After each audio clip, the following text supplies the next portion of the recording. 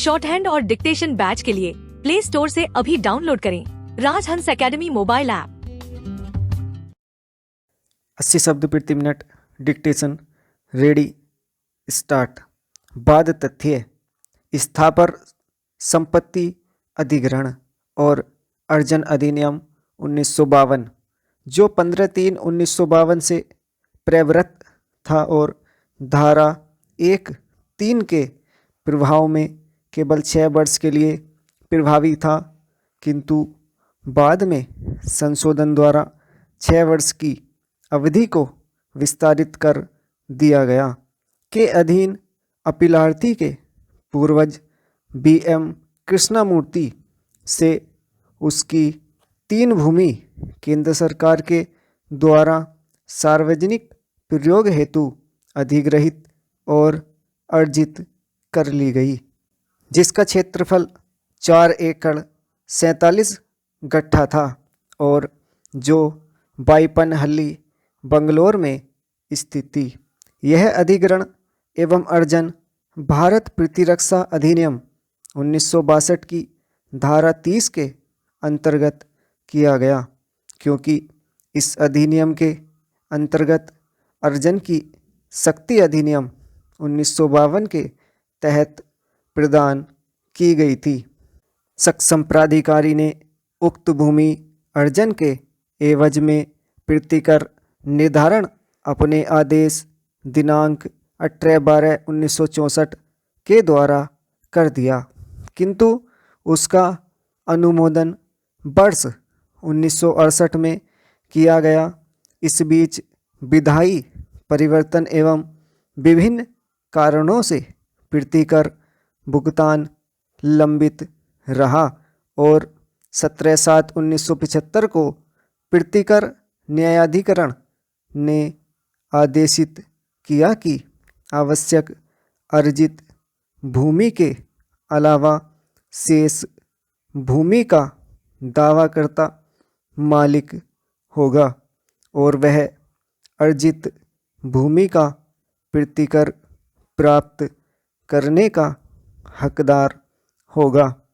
तब से लेकर वर्ष 2000 तक 28/2/2000 प्रतिकर निर्धारित नहीं किया जा सका और दिनांक 28/2/2000 को निर्धारित किए गए प्रतिकर को केंद्र सरकार ने कर्नाटक उच्च न्यायालय में चुनौती दी।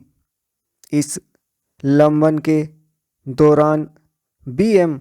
कृष्णमूर्ति की विधवा और वर्तमान अपीलार्थी ने यह दावा करते हुए उच्च न्यायालय में रिट याचिका WP 8340/2006 प्रस्तुत की कि चूँकि अर्जन की अवधि वर्ष 1987 में समाप्त हो चुकी है और बाढ़ग्रस्त भूमि को अभी तक अर्जित नहीं किया जा सका है, इसलिए उक्त भूमि पर दिनांक 7/3/1987 से केंद्र सरकार का कब्जा विधि की दृष्टि में अमान्य है।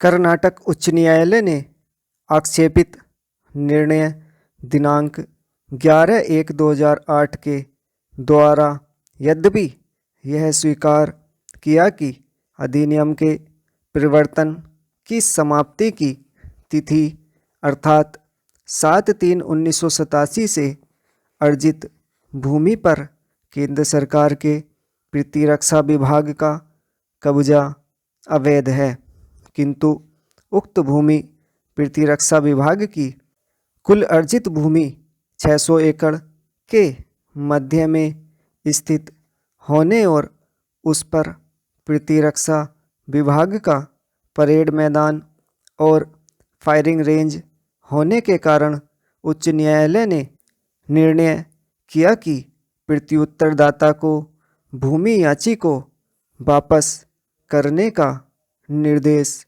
नहीं दिया जा सकता है, किंतु याची 28/2/2000 को निर्धारित किए गए प्रतिकर को प्राप्त करने का हकदार होगा। तदनुसार याची की याचिका और प्रतिकर के विरुद्ध केंद्र सरकार की अपील को निस्तारित कर दिया। अतः अपीलार्थी ने यह अपील प्रस्तुत की।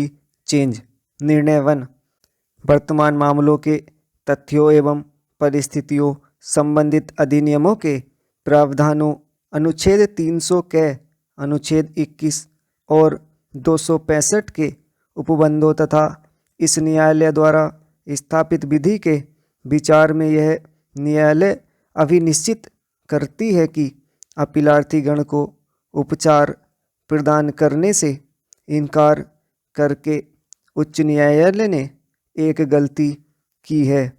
केंद्र सरकार द्वारा विधिक कब्जा लिए जाने पर आधारित 33 वर्षों की अवधि से जो एक लंबा समय है जिसमें किसी व्यक्ति को उसके संपत्ति से दूर रखा गया, प्रत्युत्तरदाता केंद्र निर्देशित किया जाता है कि वह वादग्रस्त भूमि का कब्जा 3 महीने के भीतर अपीलार्थी को सौंप दे।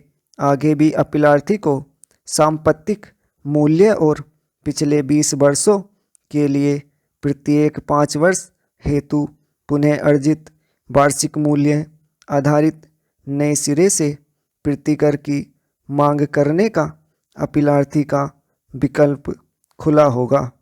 ऐसा दावा इस निर्देश की प्राप्ति की तिथि से 4 सप्ताह के भीतर माध्यस्थम के समक्ष प्रस्तुत किया जाएगा।